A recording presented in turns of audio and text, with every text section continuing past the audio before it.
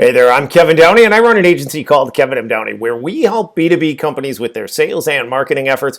You can visit our website at kevinmdowney.com. Okay, today, forgive me, I've got to use my earbuds. Unfortunately, Mike went on the fritz, so I'm using my earbuds for a number of videos that we're going to do here over the next week. Today's topic, though, I want to talk about how to survive and thrive with your B2B sales team in 2024. So obviously, from previous videos, we talk about the difficulty of getting hold of decision makers, finding out who the decision maker is even sometimes can be so challenging in today's B2B market just because it's so hard to get a hold of people, right?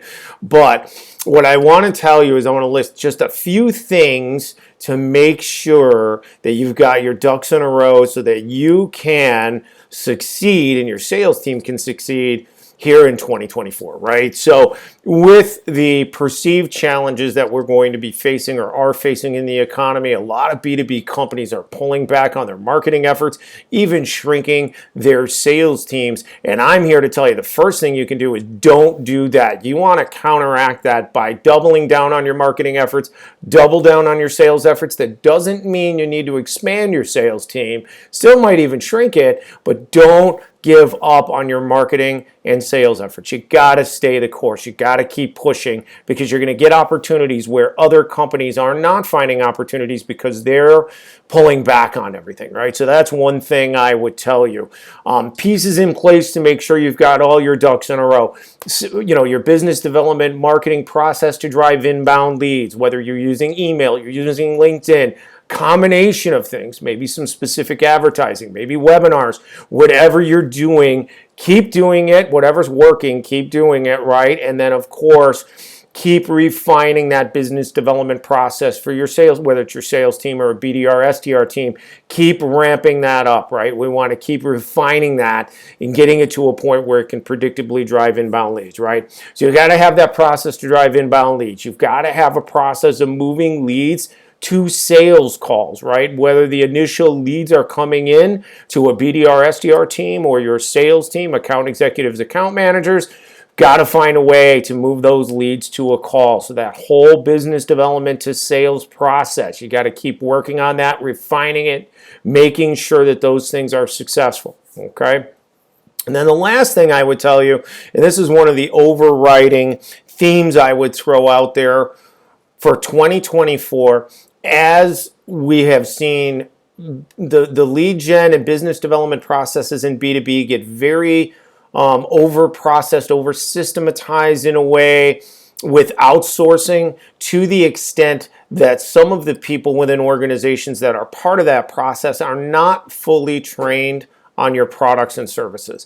I'm seeing that a little bit too much, and I'm here to tell you that's one thing I'd like to see companies change is bring in that stuff in-house as much as you can. Leads going directly to your account executives or account managers. If you've got a hunter sales model, right, and you've got a BDR, SDR team and leads are coming in there, that's fine.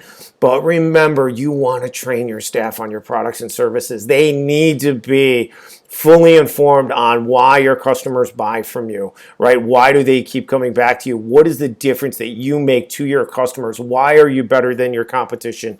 So on and so forth. Though that is the one, I would say, weak link that I see out there in B2B, in the business development to sales process. I see too many companies with that outsourced kind of BDR, SDR team, or even sometimes in-house where they are not trained well enough on your products or services. And that's why I want you to bring it in-house, is because I want to see those people trained on that so they are fully informed. They can have an intelligent conversation. They can ask the appropriate questions. They can stick and move because you're going to have fewer opportunities. You're going to have fewer live calls. You need to take advantage of every single one of those calls. So I would tell you, if nothing else, the biggest thing take away from this video, get all of your sales team trained on your products and services to the highest level possible. And yes, I know your sales team, account executives, account managers, they are almost always really trained on, obviously, on your products and services. But the one group where I would ratchet that training up is that BDR, SDR team, right? If you've got a pre-sales person